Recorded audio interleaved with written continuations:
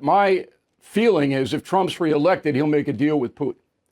Okay, because they have some kind of relationship that nobody understands. But I think that has a much better chance if Trump is president than Biden. But it's like the Cold War. How long did the Cold War go on? From 1945 until Reagan knocked it back 30 years later.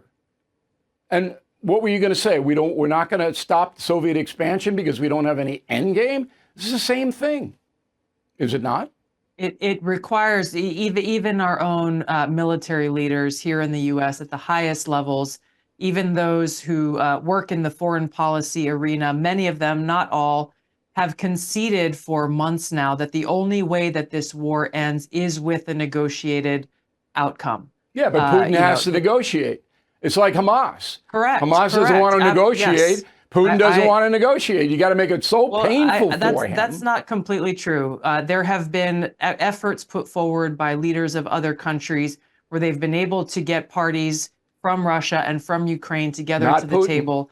And the Biden administration has stopped every one of those efforts from proceeding and continuing on.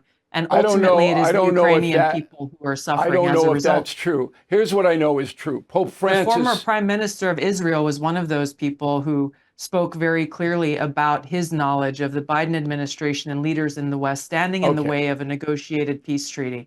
It does Joe Biden no good not to try to bring this to an end, which is why I'm skeptical of that report. But Pope Francis... But he's doing a lot of things that don't make sense and are not doing any good. But Pope Francis himself, some emissary to Putin, said, I will broker the peace, and Putin told him to get stuffed. Okay, so that's true. That happened. I know that to be a fact. Thank you for watching. To view full episodes of the No Spin News anytime, sign up to become a BillO'Reilly.com premium or concierge member today.